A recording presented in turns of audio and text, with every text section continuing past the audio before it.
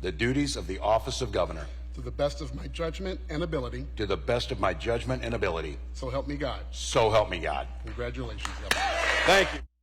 Well, the second term of Governor Tim Walz and Lieutenant Governor Peggy Flanagan is officially underway. Several state leaders were sworn in just hours ago at the state capitol.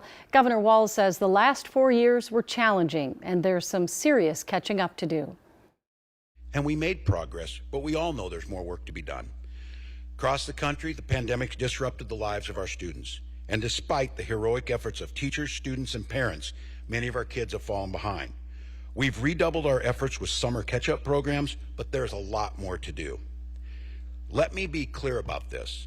The burden is not on our children and students, and it's not on our teachers. The burden to catch them up is on all of us. Well, Governor Walz has a unique opportunity this year with the Democratic Party in full control at the Capitol.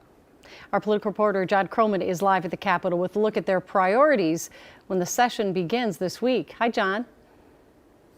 Hey, Julie, Governor Walz made it clear in his inauguration speech that children in general and education in particular will be his priorities here at the Capitol this year as he rolls out his budget plans over the next couple of weeks. And even though single-party control does give him more reason to hope, it is going to be more of a marathon than a sprint. And they chose action over excuses. Governor Walz challenging lawmakers to move beyond partisan gridlock at the state capitol and meet the expectations of voters. There was a message that they're tired of things getting bogged down and they want things to get done. So I think you can, this whole list of things you're talking about, you can expect a lot of those things to get done. The only thing they're legally required to do is pass a balanced 2-year budget.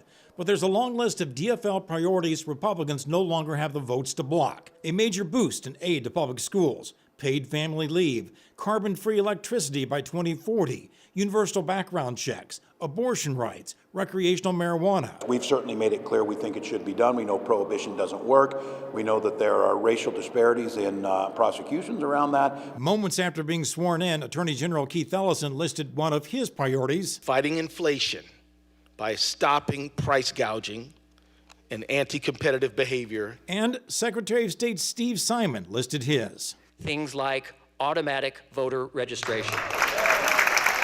A lot of familiar faces will be missing this year. A whopping 47 House members have left the scene, either by retirement or losing re-election. And in the Senate, 24, more than a third of the body, also won't be returning for 2023.